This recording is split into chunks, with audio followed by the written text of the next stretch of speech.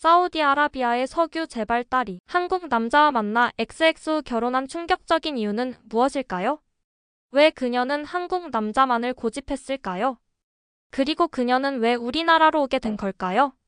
그럼 지금부터 오늘의 이야기를 시작해보겠습니다. 안녕하세요. 저는 리야드에서 석유 회사 회장의 딸로 살고 있는 25살 사우디아라비아 여성 제라이아입니다. 저는 황금의 세계에서 태어났어요.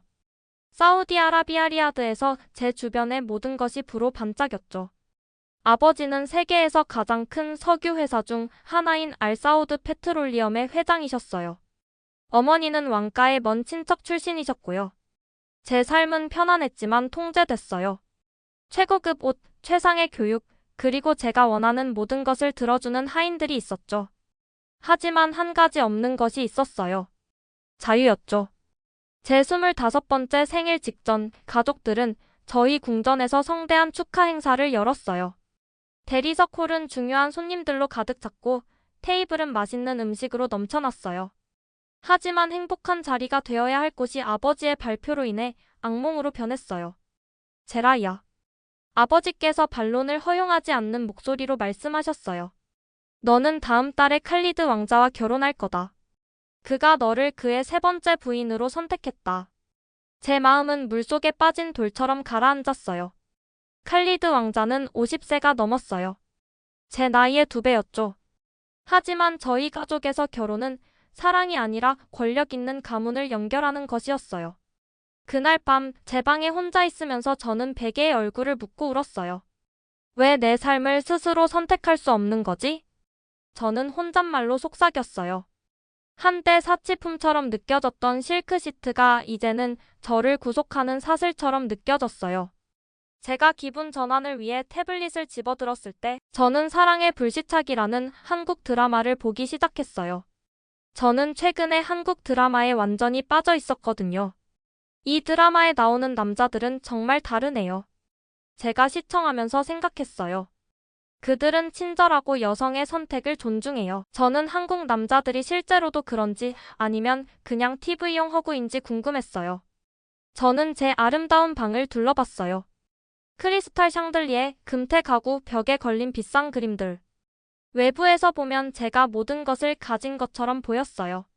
하지만 저는 황금 새장 속의 새처럼 느껴졌어요. 보기에는 예쁘지만 자유롭게 날 수 없는 새요. 인생에는 이것보다 더 많은 것이 있을 거야. 저는 혼잣말을 했어요. 틀림없이 빠져나갈 방법이 있을 거야. 제 인생에서 처음으로 저는 도망칠 생각을 하기 시작했어요. 단지 결혼에서 벗어나는 것뿐만 아니라 다른 사람들이 저를 위해 계획한 이 모든 삶에서요. 저는 제 선택을 하고 제 꿈을 따르고 싶었어요. 저는 태블릿을 끄고 창문으로 걸어갔어요. 밖에서는 리야드의 불빛이 땅으로 내려온 별처럼 반짝였어요. 저 어딘가에 자유가 있었어요. 저 어딘가에서 저는 진정한 제 자신이 될 수 있을 거예요. 그날 밤 저는 제 자신에게 약속했어요. 무슨 일이 있어도 저는 제 황금 세장에서 벗어날 방법을 찾을 거라고요. 다음 날 아침 저는 용기를 내어 아버지의 서재로 가서 아버지께 다가갔어요. 제 심장이 너무 빨리 뛰어서 가슴에서 튀어나올 것 같았어요. 아버지, 저는 긴장했지만 똑바로 서서 말했어요. 결혼하기 전에 한 가지 부탁이 있어요. 아버지는 서류에서 고개를 들어 찡그리며 저를 바라보셨어요. 그의 눈은 날카롭고 차가웠죠. 무슨 일이냐? 서울대학교 MBA 프로그램에서 3개월 동안 공부하고 싶어요. 현대나 삼성 같은 한국 기업들이 어떻게 그렇게 성공했는지 배우고 싶어요. 저는 숨을 참고 아버지의 대답을 기다렸어요. 아버지는 긴 시간 동안 이를 고려하셨어요. 구석에 있는 큰 할아버지 시계의 똑딱거리는 소리가 시간이 지날수록 더 크게 들리는 것 같았어요. 마침내 그는 고개를 끄덕이셨어요. 3개월이다. 하루도 더는 안 된다. 돌아오면 너는 칼리드 왕자와 결혼할 것이다. 제 마음은 일시적인 안도감으로 뛰었어요. 3개월의 자유가 없는 것보다는 나았으니까요. 저는 아버지께 감사드리고 마음을 바꾸기 전에 방을 나왔어요. 2022년 6월 저는 인천국제공항에서 비행기에서 내렸어요. 저는 설렘과 두려움으로 가득 찼어요. 여기 공기는 달랐어요. 어쩐지 더 신선하고 가능성으로 가득 찬 느낌이었죠. 저는 드라마를 보면서 한국어를 조금 배웠지만 이상한 알파벳이 있는 지하철 지도 앞에 서서 완전히 길을 잃은 기분이었어요. 할 수 있어. 저는 스스로에게 속삭였어요. 해야만 해. 처음 몇 주는 도전적이었어요. 모든 것이 달랐어요. 음식, 언어, 사람들의 행동 방식까지. 저는 어떤 면에서는 집에서 도망치고 있었지만 종종 향수병을 느꼈어요. 제 기숙사 방은 리야드에 있는 제 침실에 비해 아주 작았고 하인들 대신에 저는 모든 것을 스스로 해야 했어요. 어느 날 밤, 긴 수업날 후 지친 저는 기숙사 근처의 편의점으로 걸어 들어갔어요. 어둠 속에서 안의 밝은 불빛은 반가운 광경이었죠. 저는 다양한 색상의 음식 패키지를 바라보며 무엇을 시도할지 결정하지 못했어요. 한국 글자들이 제 눈앞에서 헤엄치듯 움직이며 제게는 아무런 의미가 없었어요. 도와드릴까요? 영어로 친근한 목소리가 물었어요. 저는 돌아서서 가게 유니폼을 입은 젊은 남성을 보았어요. 그는 따뜻한 갈색 눈과 눈가를 주름지게 하는 친절한 미소를 가지고 있었어요. 그의 이름표에는 한국어 글자와 영어 글자가 모두 있었어요. 한국 음식에 익숙하지 않아요. 저는 인정했어요. 뭐가 좋을지 추천해 주실래요? 모르는 남자와 이렇게 자유롭게 대화하는 것이 이상하게 느껴졌어요. 사우디아라비아에서는 이런 캐주얼한 대화는 절대 일어나지 않았을 거예요. 저는 이승우예요. 그는 손을 내밀며 말했어요. 대학생인데 여기서 파트타임으로 일하고 있어요. 매운 음식을 좋아하신다면 이 불닭라면이 정말 인기 있어요. 저는 제라이아예요. 저는 그의 손을 잡으며 대답했어요. 그 접촉은 짧았지만 어떻게든 의미가 있게 느껴졌어요. 이 새로운 곳에서의 첫 번째 진정한 연결이었으니까요. 그리고 네, 저는 매운 음식을 좋아해요. 우리는 결국 작은 가게에서 테이블을 함께 쓰며 라면을 먹었어요. 우리의 그릇에서 김이 올라와 우리 옆에 가게 창문을 흐리게 했어요. 승우는 대화하기 쉬웠고 한국에 도착한 이후 처음으로 저는 매운 수프와는 상관없는 따뜻함을 느꼈어요. 그래서 서울에 온 이유가 뭐예요? 그는 한 입 먹은 사이에 물었어요. 저는 망설였어요. 어떻게 낯선 사람에게 제 상황을 설명할 수 있었을까요? 비즈니스를 공부하고 있어요. 저는 간단히 말했어요. 당신은요? 한국어와 문화요. 그는 대답했어요. 음악과 영화를 통해 사랑에 빠졌어요. 우리가 대화를 나누면서 저는 중요한 것을 깨달았어요. 여기서는 아무도 제가 누구인지 몰랐어요. 아무도 제 가족의 분화제 중매 결혼에 대해 몰랐어요. 여기서 저는 그냥 제라이아가 될 수 있었어요. 황금 세장 속의 공주가 아니라 새로운 나라에서 자신의 길을 찾고 있는 평범한 학생으로요. 그날 밤 기숙사로 돌아가는 길에 서울의 하늘은 제 위로 도시 불빛으로 반짝였어요. 제 인생에서 처음으로 저는 제가 있어야 할 곳에 정확히 있다고 느꼈어요. 다음 몇 주 동안 테디어스와 저는 좋은 친구가 되었어요.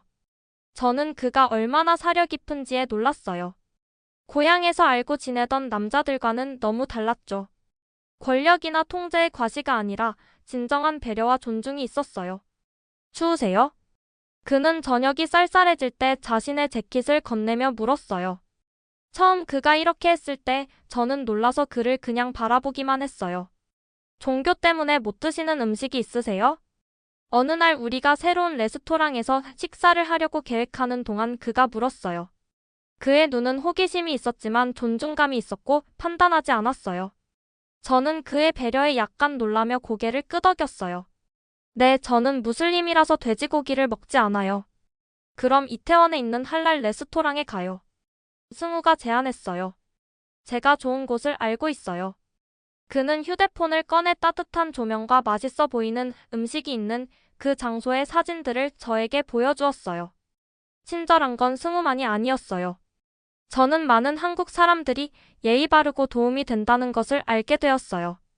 제가 길을 잃었을 때 낯선 사람들은 제가 길을 찾도록 돕기 위해 자신의 길을 벗어나곤 했어요. 제가 가게에서 한국어로 어려움을 겪을 때 사람들은 인내심을 갖고 저를 이해하려고 노력했어요.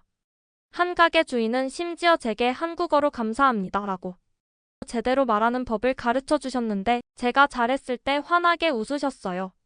어느 눈 오는 날 저는 우산 없이 도서관에서 걸어오고 있었어요. 하얀 눈송이들이 제 주변에 부드럽게 떨어졌는데 아름답지만 추웠어요.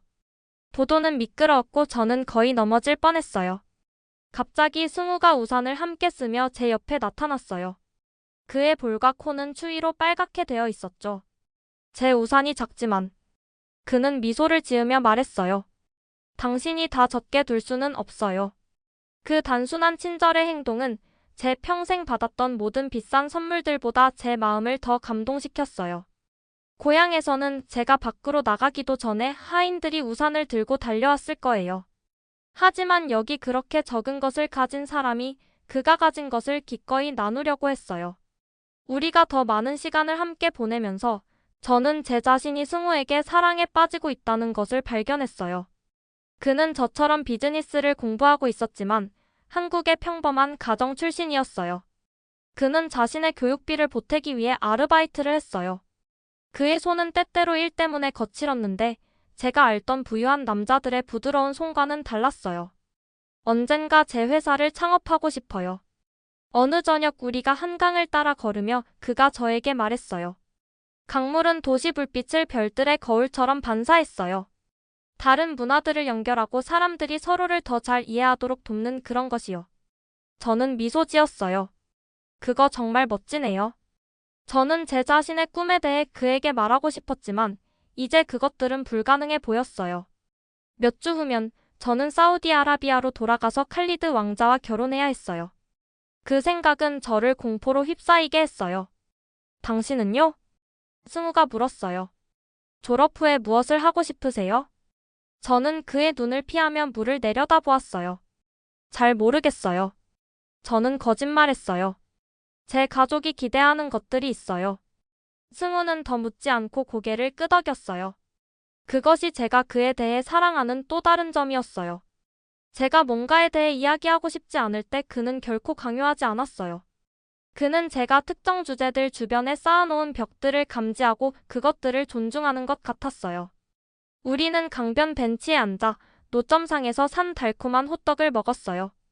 그 튀긴 팬케이크는 꿀, 견과류, 계피로 채워져 있었는데 차가운 저녁 공기 속에서 맛있고 따뜻했어요. 알아요. 승우는 강을 바라보며 말했어요. 때때로 인생은 예상치 못한 방향으로 꺾이기도 해요. 우리가 불가능하다고 생각하는 것들이 갑자기 가능해질 수도 있어요. 그의 말은 제 가슴에 작은 새처럼 희망을 생기게 했어요. 하지만 저는 그것을 재빨리 억눌렀어요. 다른 사람들에게 가능한 것이 반드시 저에게 가능한 것은 아니었어요. 저는 사우디아라비아에서 가장 부유한 남자 중 한 명의 딸이었어요. 제 인생은 태어날 때부터 계획되어 있었어요. 그래도 테디어스가 호떡에서 묻은 설탕이 입술에 약간 묻은 채 저에게 미소 지을 때 저는 생각하지 않을 수 없었어요. 만약 아버지가 정해놓은 길 말고 저에게 다른 길이 있다면요? 사우디아라비아로 돌아갈 카운트다운은 계속되었지만 지금 저는 한강 옆에서 이 자유와 우정의 순간 아니면 우정 이상의 무언가를 즐기도록 저 자신을 내버려 두었어요. 한국에서의 3개월이 끝나가면서 저는 점점 더 불안해졌어요. 매일 아침 제가 깨어날 때 제가 가장 먼저 느낀 것은 가슴속의 무거운 무게였어요. 저는 승우에게 제 상황에 대한 진실을 말하는 것을 피해왔어요. 제 삶이 제 것이 아니라는 것을 어떻게 설명할 수 있을까요? 마침내 빗방울이 창문을 타고 내려가고 부드러운 음악이 흐르는 조용한 카페에. 어느 비 오는 오후 저는 더 이상 참을 수 없었어요. 승우, 당신에게 말해야 할 것이 있어요. 저는 약간 떨리는 목소리로 말했어요. 제 손은 따뜻한 차잔을 꽉 감싸고 있었어요. 저는 곧 사우디아라비아로 돌아가야 해요. 그리고 돌아가면 저는 누군가와 결혼하기로 되어 있어요. 승우의 얼굴이 무너졌어요. 그의 미소는 폭풍 구름 뒤로 사라진 태양처럼 사라졌어요. 약혼하셨어요? 정확히는 아니에요. 저는 제 컵을 내려다보며 설명했어요. 그건 중매 결혼이에요. 50대인 왕자와요. 저는 그와 결혼하고 싶지 않지만 선택권이 없어요. 제 가족이 결정했어요. 그 말들은 제 입안에서 쓴맛이 났어요. 마치 마시기 싫은 술과 같이요. 승우는 한동안 조용했어요. 저는 그가 제가 말한 것을 생각하는 것을 볼 수 있었어요. 마치 보이지 않는 책을 읽는 것처럼 그의 눈이 앞뒤로 움직였어요. 우리 주변의 카페는 평소처럼 계속되었어요. 사람들이 이야기하고 웃고 음료를 주문하는. 하지만 우리 사이에는 침묵의 시간이 있었어요. 그러고 나서 그는 부드럽게 물었어요. 당신은 저를 신경 쓰시나요, 제라이야? 네. 저는 마침내 그의 눈을 마주보기 위해 올려다보며 속삭였어요. 상황을 고려하면 제가 해야 할 것보다 더 많이요. 그렇다면 제가 당신을 신경 써도 괜찮을까요? 지금뿐이더라도요. 저는 고개를 끄덕이고 조심스럽게 테이블 너머로 그의 손을 잡았어요. 그의 피부는 제 손에 닿아 따뜻했어요. 당신을 아프게 하고 싶지 않지만 달리 어떻게 해야 할지 모르겠어요. 저는 가족에게 불복종할 수 없지만 당신에 대한 제 감정도 무시할 수 없어요. 우리는 뭔가 방법을 찾을 거예요. 승우는 약속했어요. 비록 우리 둘 다 어떻게 할지 몰랐지만요. 그는 제 손을 부드럽게 꽉 쥐었고 저는 그의 손길에서 위안과 슬픔을 모두 느꼈어요. 날이 지나면서 우리는 서울을 여행하고 함께 공부하고 서로의 문화에 대해 배우며 함께하는 시간을 최대한 활용하려고 노력했어요. 승우는 아랍어 공부를 시작했고 제가 그의 시도에 웃을 때까지 어려운 소리들을 연습했어요. 저는 그에게 이슬람 전통에 대해 가르치며 제 기도와 믿음을 설명했어요. 당신이 기도하는 것을 본 적이 없어요. 어느 날 우리가 조용한 공원을 걸으며 그가 말했어요. 저는 제 방에서 개인적으로 해요. 저는 설명했어요. 하루에 5번 메카를 향해서요. 그거 아름다워요. 그가 말했어요. 자신보다 더 큰 무언가와 그런 연결을 갖는 것이요. 그는 저에게 한국 영화를 보여주고 그의 좋아하는 음식들을 소개해 주었어요. 집에서 먹었던 고급 음식과는 전혀 다른 햄버거와 피자요. 우리는 밖이 추울 때도 아이스크림을 먹고 서로의 추워하는 표정에 웃었어요. 어느 날 저녁 우리가 높은 건물의 옥상에 서서 서울의 반짝이는 불빛을 바라볼 때 승우가 저에게 돌아섰어요. 만약 당신이 한국에 머물거나 사우디아라비아 외에 다른 곳으로 갈 수 있는 방법이 있다면 그것을 하시겠어요? 그가 물었어요. 그의 목소리는 조심스러웠어요. 마치 얇은 얼음 위를 걷고 있는 것처럼요. 그 생각에 제 심장이 빨리 뛰었어요. 네, 저는 인정했어요. 하지만 그건 불가능해요. 아버지는 절대 허락하지 않으실 거예요. 그리고 제가 도망치려고 해도 저는 고개를 저었어요. 아버지는 어디에나 연줄이 있으세요. 저를 찾을 거예요. 우리가 방법을 찾으면 어떨까요? 승우가 재촉했어요. 자유로 가는 길이 있다면요? 저는 그의 희망찬 얼굴을 바라보며 눈물이 눈에 차오르는 것을 느꼈어요. 승우 당신은 이해하지 못해요. 제 아버지는 그저 부자가 아니에요. 그는 권력이 있으세요. 제가 그에게 불복종한다면 심각한 결과가 있을 거예요. 저뿐만 아니라 아마도 당신에게도요. 승우는 그의 손으로 제 손을 잡았어요. 저는 두렵지 않아요. 두려워해야 해요. 저는 속삭였어요.